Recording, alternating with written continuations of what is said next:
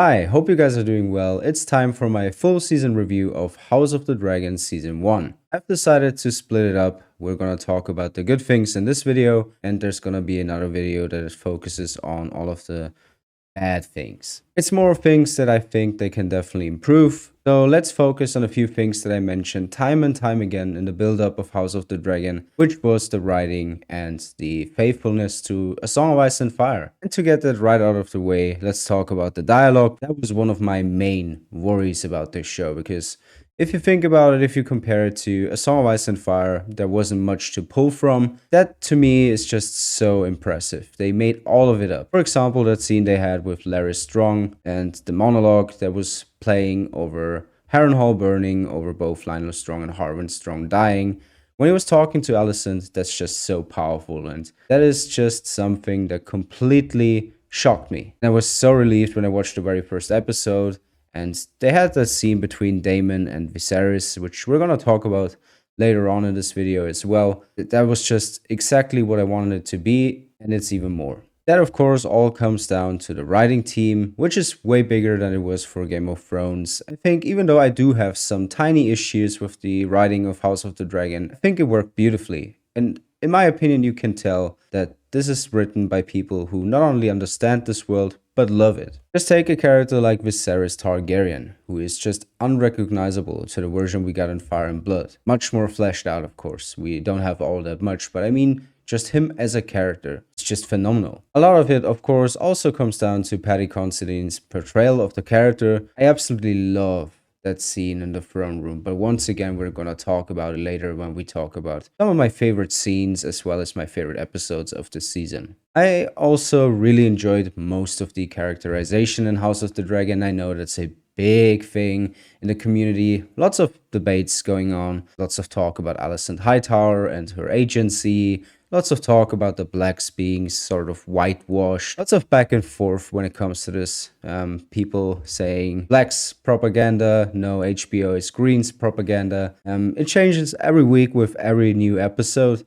But I think overall, what I mean with characterization is that House of the Dragon is definitely not afraid to show horrible acts of these characters. And that is something that I was missing in Game of Thrones. Sure, there were bad characters, don't get me wrong, Ramsay or Joffrey or pick another one. But they were definitely afraid to show the evil side of a character like Tyrion Lannister. There's no denying.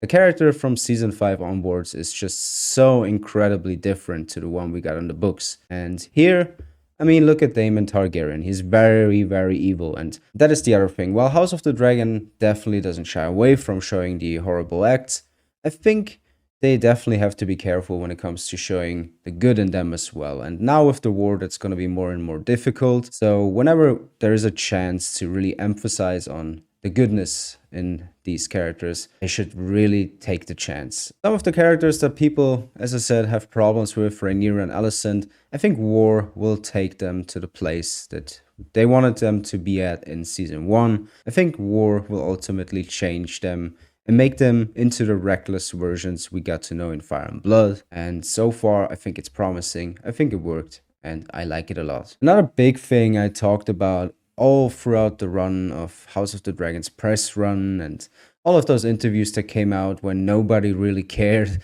When we were in this weird spot of like waiting for casting announcements and casting news and looking at leaked set photos and stuff, when House of the Dragon really wasn't this big thing. And what I said and mentioned time and time again was that they might be very faithful to A Song of Ice and Fire. Being faithful, of course, doesn't automatically mean being good. Doesn't guarantee quality. Some things just don't translate to the screen very well, and you have to make some certain cuts and adjust it. But I think it worked. Once again, George definitely wasn't as involved since 2014 when Season 4 was around, or 2013, I guess, when they were writing it. I think it's just a plus to have the creator of the world be at your side, be there. You can just call him and ask him what he thinks about your script, and that is exactly what happened. That's what Ryan said all the time. And while, yeah, I get it, the man should work on Winds of Winter and nothing else. We all want that book. I just take what I can get, and I'm enjoying it very much. In terms of faithfulness, I also like that they didn't cut any of the major characters, or even children of the major characters. We're even gonna get Daron in season 2. I like that they trust their audience in that regard. Apart from Hobart Hightower and the Lord of Hightower, they didn't merge any characters as well. That's what's going to make season 2 of House of the Dragon so much better. So, when it comes to top 3 scenes of House of the Dragon season 1, let's start with my third favorite, which is Daemon and Viserys in the throne room in the very first episode. Not only did Matt Smith and Paddy Considine both act their ass out in this one, I just liked the chemistry between both brothers all throughout season 1, especially in this scene. It was also the very first time where I was like, oh wow, this feels like the good old days when we just had two characters talking, and you're sitting there, you're on the edge of your seat, and you just get sucked into it, into that world. That scene, without a doubt, deserves to be in my top 3 spot. So let's talk about my second favorite scene of House of the Dragon Season 1, and it is Emma Arryn's C-section scene. This one's, of course, also from the very first episode of House of the Dragon Season 1, and wow, what can I say? CM Brooke, just phenomenal. It was just so incredibly powerful. I also really liked how it cut back and forth between the tourney and her, and it very much parallels to what she said to Rhaenyra. A woman's battlefield is on the birthing bed, and they go back and forth with that theme all throughout the season, and Emma Arryn is definitely a huge influence to Rhaenyra. The relationship between Rhaenyra and Viserys was very rocky for quite a few episodes, at least until episode 5, to the point where we were just confused. Where's the book Viserys? Where's the one loving father of Rhaenyra? But I actually enjoyed this one more because it was just more complex. And with Emma Arryn in mind, that scene in mind, it just makes that whole thing so much more realistic. I get chills every time I watch this scene. And moving on, my absolute favorite scene of House of the Dragon Season 1 is, of course, the scene of Viserys walking into the throne room. That whole throne room sequence in general. That is probably no surprise to the people who've been following me for a while. And yeah, of course, it is my favorite scene. It is one of my favorite scenes of both Game of Thrones and House of the Dragon combined. Yes, I think it is that good. The way also later on in the dinner scene, the way he smiled, because he actually genuinely believed that it all worked out, is just so heartbreaking. Of course, the improvised scene of Daemon putting the crown on Viserys' head is also just such a powerful moment. I think everything about that scene is perfect. When it comes to my episode ranking, I'm gonna pull it up here. At number 10 we have episode 9, at number 9 we have episode 5, at number 8 we have episode 10, at number 7 we have episode 3, at number 6 we have episode 2, at number 5 we have episode 7, at number 4 we have episode 1, at number 3 we have episode 6, at number 2 we have episode 4, and my favorite episode, of course, is episode 8. Not gonna go into each and every one, just the first 2. You can definitely go back and check out all of my season reviews. They're available in a playlist. But let's focus on the first 2. On episode 8 as my favorite and episode 4 as my second favorite. And I'm gonna tell you why that is. Of course, episode 8, we just talked about it. Throne room sequence, that whole drama surrounding the upcoming war, the Dance of the Dragons, a final stand of Viserys Targaryen,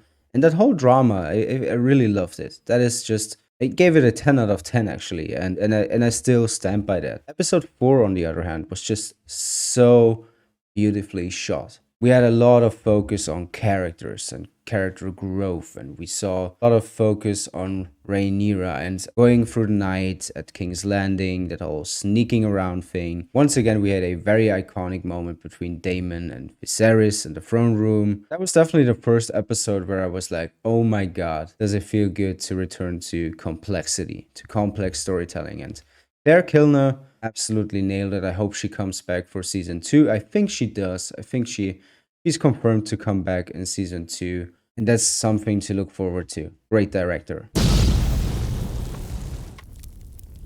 So with all of my individual ratings for season 1, we arrive at an 8 out of 10. And I think that's definitely deserving. I think that's what I would give the show if I didn't do any of the reviews. House of the Dragon is great, and it definitely deserves to be as successful as it is. As someone who is very invested in the world of A Song of Ice and Fire, this just felt like something like a homecoming. This just felt like the good old days of season 1 to season 4. I'd also probably rank it right behind those seasons. And still, miles ahead of season 5 till season 8, and it's not perfect. I didn't expect it to be perfect, and the things that I do have problems with can easily be improved, and we're gonna talk about that in part 2. The acting, writing, and cinematography, which I haven't even talked about. Cinematography of the show, also very, very good. I think this all combined makes this as great as it is. House of the Dragon does a lot of the things that make Game of Thrones so great in the first place, and that is the focus on its characters. Sure, it doesn't always work out the way it did in, for example, season 1 of Game of Thrones, but still, when it does, it's just so good. It's just so beautiful, and you really get invested again. I have faith that a Westeros cinematic universe can work if they keep being this faithful to the overall themes of A Song of Ice and Fire, if George R. R. Martin keeps being involved, and well, if they just keep delivering like they did with House of the Dragon Season 1. Thank you guys for listening. That is all I have for today. I hope you enjoyed this video. Please make sure to subscribe, would very much appreciate that. And until then, take care and see us later.